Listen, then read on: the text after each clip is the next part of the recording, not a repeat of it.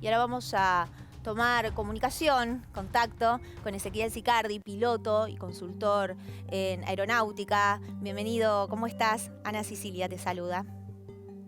Ana, mucho gusto, un saludo, gracias por tu llamado. ¿Cómo estás? Por favor, gracias por tu tiempo.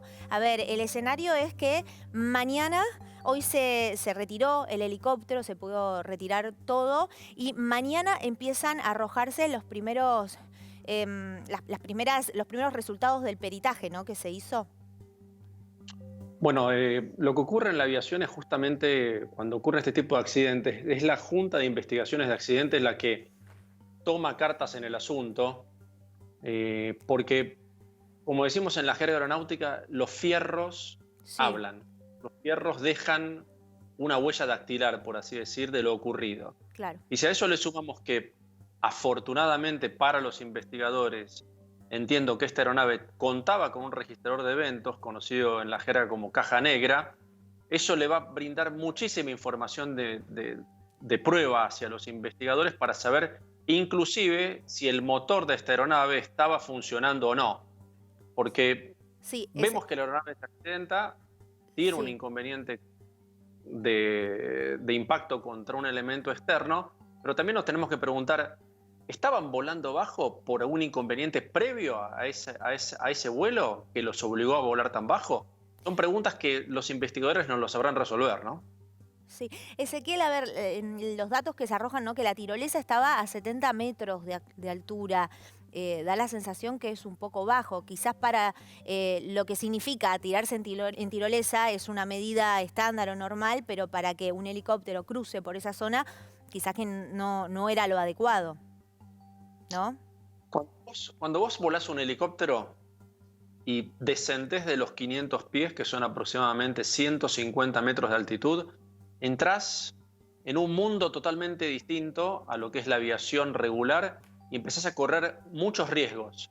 Volar por abajo de 500 pies, unos 150 metros de altitud, te implica correr riesgos, Ana, Sí, porque la infinidad de obstáculos que tenés adelante tuyo en ese momento son enormes.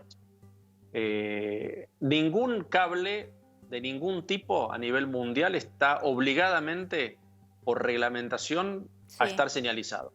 Porque si no, todos los cables que cruzan una ciudad como la ciudad de Buenos Aires tendrían que estar pintados de color fluo claro. para que los pilotos lo viéramos.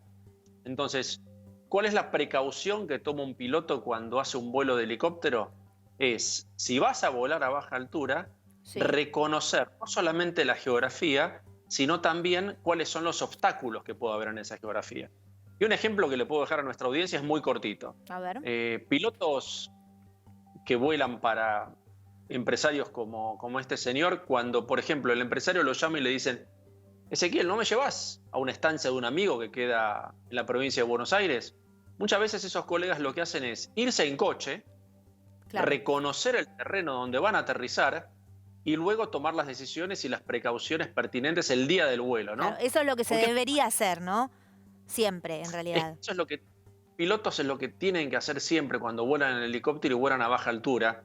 El ejemplo lo podemos dar, por ejemplo, en los vuelos recreativos del Cañón del Colorado, Ana, donde Sí. diariamente vuelan 20 helicópteros a la vez, llevando turistas todo el día, y esos pilotos saben claramente que están adentro de un cañón donde no hay ningún obstáculo. Claro. Ahora, Ezequiel, entiendo que el helicóptero estaba comandado por Brito, por lo menos eso es la información, entiendo que está hasta ahora.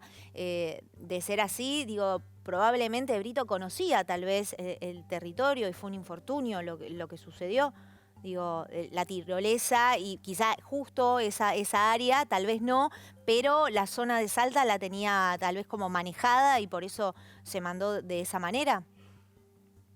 No puedo responderte con celeridad a tus comentarios, Ana. Lo que sí te puedo decir que volar a baja altura te implica riesgo. Y Claro. volar a baja altura te implica conocer a la perfección la geografía y los Sí, obstáculos que pueden estar a lo largo de tu trayectoria de vuelo. sí. El vuelo de helicóptero, para los que nos escuchan, es A un vuelo ver. maravilloso, porque es un vuelo que te permite volar a muy baja altura. El helicóptero es una aeronave que la denominamos aeronave de alas rotativas, Sí, porque en vez de perdón, tener dos Ezequiel, alas sí, fijas, cuando decís volar a muy baja altura, ¿cuál es el mínimo de esa baja altura? Si conoces la geografía, podés volar a 2 metros del piso, Ana. Ah, mirá, Lo claro, podés muy hacer. corto el tramo. No te lo dicen las reglamentaciones te dicen que lo ideal es volar arriba de 500 pies del terreno, pero si vos sos piloto, conoces la geografía, como hacen, por ejemplo, los aeroaplicadores que vuelan a centímetros del piso fumigando campos, Claro, sí. esos aeroaplicadores saben claramente cómo está Sí. concebido ese campo. Y sí, y otra cuestión, digo, porque lo primero que cuando sucede un accidente así aéreo, lo primero que uno se pregunta, bueno, pero ¿era viejo, en este caso el helicóptero o no? Y se sabe que era un helicóptero último modelo, de hecho uno de los más caros, y eso pareciera que tampoco daba cierta seguridad, ¿no? Digo, algo mecánico no falló, sino que fue por otro lado la falla. La única duda que tenemos nosotros los pilotos de las fotos que estamos viendo de este accidente es si la aeronave no tenía previamente una falla mecánica que haya obligado a estos pilotos a descender y encontrarse con el infortunio de este obstáculo en su trayectoria, ¿no? Sí, El Eurocopter es una aeronave excepcional, Ana. Es una de las aeronaves más confiables del mundo. Cuenta con una turbina súper potente que le da potencia a ese rotor en el aire que está arriba de tu cabeza girando a la velocidad del sonido. Las puntas de esas hélices en la potencia máxima giran a la velocidad del sonido para mantener ese helicóptero en el aire. Y la versión militar y la versión de las fuerzas de seguridad de este helicóptero tiene dos turbinas a falta de una. sí. Es muy confiable la aeronave, súper confiable. Y son segundos, ¿no? Los que difieren, digamos, de la torre de control, desconociendo ya dónde está el helicóptero, digo, cuando se da una situación así. El ejemplo de torres de control quedándose sin contacto de radio con las torres, con los aeronaves y principalmente con con los helicópteros, Sí, se da, por ejemplo, en el caso del accidente del basquetbolista Kobe Bryant en Estados Unidos, en claro, California, donde él venía volando en condiciones visuales. En un momento se queda sin contacto visual con el terreno adelante suyo y termina impactando contra una montaña, pero en ese momento los investigadores se dieron cuenta que él no tenía contacto de radio con la torre de control porque estaba abajo de un cerro. No quiero meterme en temas técnicos para nuestros oyentes, pero sí, en las comunicaciones de radio tienen que tener, entre comillas, visión entre ambas antenas. O sea, la claro. antena de mi aeronave tiene que ver en línea recta la antena de mi torre de control que me está en ese momento controlando. Bien. Si yo en trayectoria bajo y me encuentro con un cerro cualquiera, mi antena no tiene contacto directo con la antena de la torre de control y pierde contacto de radio.